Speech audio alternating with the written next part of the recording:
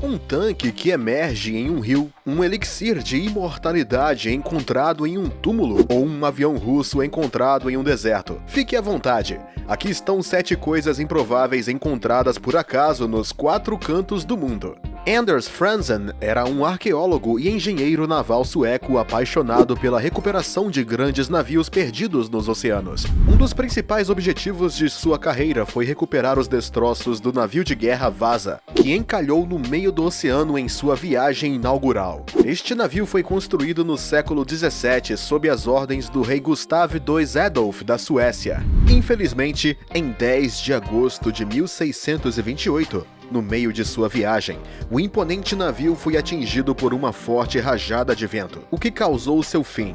Anders passou grande parte de sua carreira resgatando os destroços do Vasa.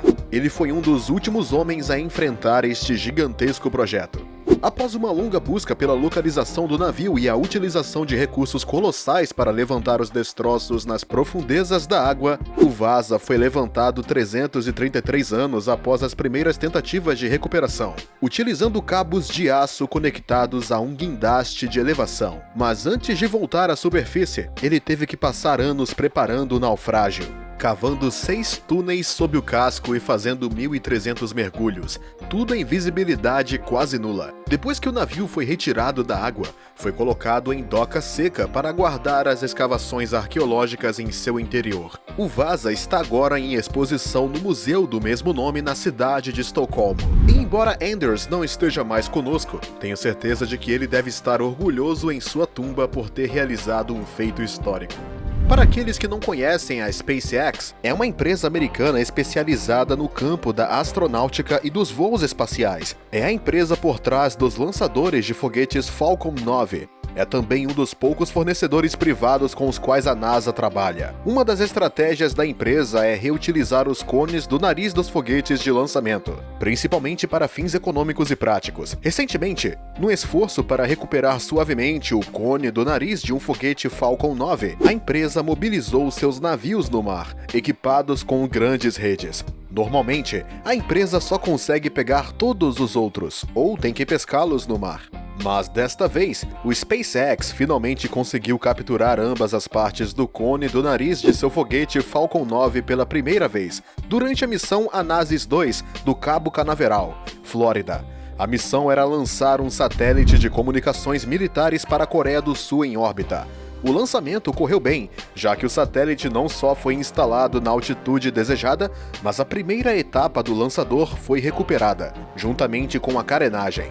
Uma proeza e tanto, mas não era suficiente para poder recuperar as peças do Falcon 9. Era especialmente necessário recuperá-las em boas condições para poder reutilizá-las.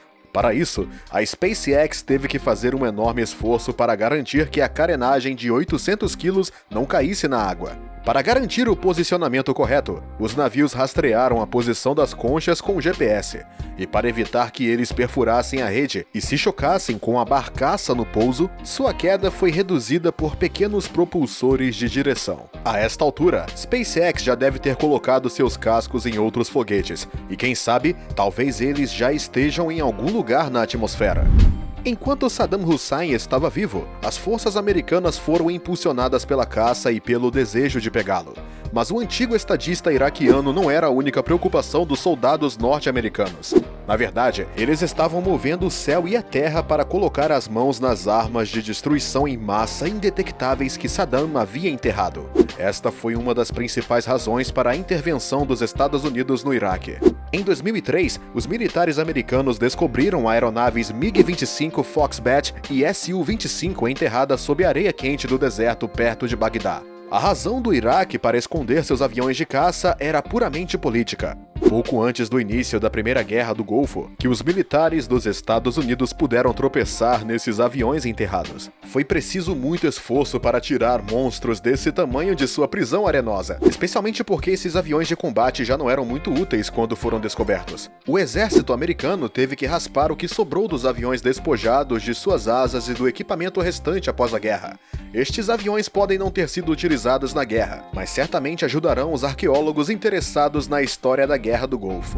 Um dia, nos altos Alpes suíços, 3 jovens alpinistas estavam desfrutando da indescritível sensação de vazio, calma e zenitude que a natureza lhes oferecia. Enquanto caminhavam na geleira Gauli, os 3 jovens descobriram algo incrível: uma enorme pilha de sucata que estava meio derretida e engolfada no gelo. Intrigados pela descoberta, os montanhistas pararam diante do que parecia, à primeira vista, ser os destroços de um avião. Para ter certeza, os 3 jovens montanhistas começaram a fazer escavações superficiais para acabar descobrindo latas e colheres que o avião militar estava carregando na época. Mais tarde foi descoberto que era o Dakota 53, um avião americano que decolou de Munique em 19 de novembro de 1946, a caminho de Marsella. A bordo estavam 12 pessoas, incluindo generais e suas esposas. No meio da viagem, o avião perdeu seu caminho sobre os Alpes devido à neblina e ao vento. O avião conseguiu pousar sem grandes danos entre 2 paredes rochosas do glaciar Gauli a uma altitude de 3.350 metros. Imediatamente após a operação de resgate, uma forte tempestade de gelo impediu que o avião fosse rebocado, que acabou completamente enterrado sob a neve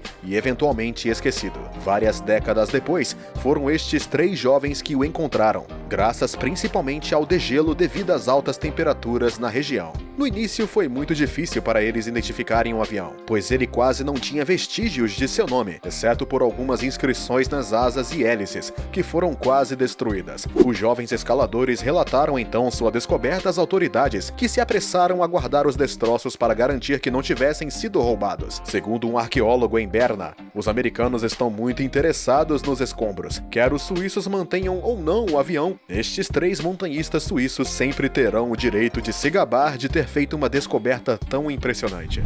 Em 27 de setembro de 1942, o avião de caça gigante Lockheed P-38 Lightning decolou de Lambetter. A bordo estava o tenente Robert F. Elliott, de 24 anos, da Praça Ridge, Carolina do Norte. A aeronave militar estava a caminho naquele dia para o tiro ao alvo. Depois de subir a 6.000 pés com 1 hora de voo, o motor esquerdo do avião perdeu toda a potência. Algum tempo depois, enquanto tentava chegar ao aeródromo, o motor direito falhou. O avião fez então um pouso de emergência em uma praia do norte do país de Gales em 3 metros de água. Os danos causados pelo pouso de emergência e pela água do mar foram tão graves que o avião teve que ser resgatado. Mas nada foi feito e o avião permaneceu enterrado sob 2 metros de areia por vários anos, até ser visto pela primeira vez nos anos 70, uma segunda vez em 2007 por uma família de excursionistas e pela última vez em 2014. O avião foi despido de suas armas, mas ainda conserva seu combustível. Sua carcaça, por sua vez, tem lutado para sobreviver aos caprichos e vicissitudes do mar. Atualmente, o avião está coberto pela lei para a proteção de relíquias militares. Aqueles apaixonados por sua história viajam frequentemente para verificar sua condição para evitar que os criminosos perturbem o local de alguma forma ou vandalizem seus artefatos históricos. O Lockheed P-38 Lightning, muito mais do que uma aeronave naufragada, tornou-se um objeto histórico verdadeiramente protegido no Reino Unido.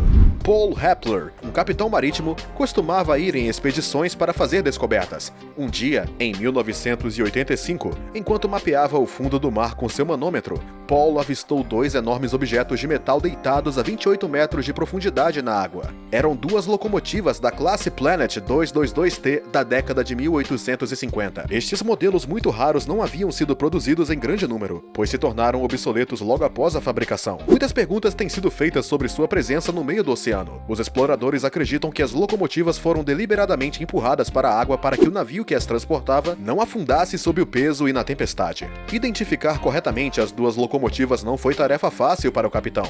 As 2 enormes locomotivas, cada uma pesando 15 toneladas, já estavam debaixo d'água há mais de um século. As máquinas a vapor estavam incrustadas com ferrugem, algas e cracas que haviam se acumulado ao longo dos anos. Hoje, Paul Hepler entregou sua descoberta aos funcionários, que estão trabalhando com o Museu de Transportes de Nova Jersey para desenvolver um plano para trazer as locomotivas para a superfície e restaurá-las. Aquela pequena expedição marítima de 1985 mudou sua vida para sempre. No Patriot Park, localizado em Kubinka, Rússia, especialistas em arqueologia estão em uma missão para ir em busca de antigas armas militares para exibição no museu da instalação. O museu foi inaugurado em 2016 e foi concebido em torno do tema militar. Enquanto tentavam escavações nas proximidades do rio Don, estes especialistas descobriram um tanque soviético completo, que surgiu da água por si só, depois de passar por mais de 60 anos a uma profundidade de 6 metros. Era um tanque T-34, uma máquina de 30 toneladas que foi usada durante a Segunda Guerra Mundial. Esta descoberta é incrível, especialmente porque todos os tanques desse tipo foram destruídos durante as batalhas contra a Alemanha nazista, nos primeiros anos da guerra. Se diz que ela estava dirigindo em uma ponte quando quebrou, fazendo com que ela afundasse no fundo do rio. Arqueólogos do parque, com a ajuda de soldados do Distrito Militar Ocidental da Rússia e vários mergulhadores, recuperaram o tanque do fundo obscuro do rio. Após um esforço fenomenal para tirar o tanque da água, os especialistas do Parque Patriot removeram toda a sujeira do tanque. Em seguida, eles o transportaram para o parque para iniciar o processo de reparo e restauração, pois o tanque foi deixado em condições surpreendentemente boas. Obviamente, os funcionários do parque estão orgulhosos de ter feito uma descoberta tão grande, que só pode agregar valor às suas instalações, mas eles ficariam ainda mais orgulhosos se isso pudesse começar a cantarolar novamente. O que você acha dessas 7 coisas improváveis encontradas no mundo? Dê-nos sua opinião nos comentários. E se você gostou do vídeo, não se esqueça de nos dar um like, se inscrever no canal e ativar o sininho para receber todas as notificações e não perder nenhum de nossos próximos vídeos.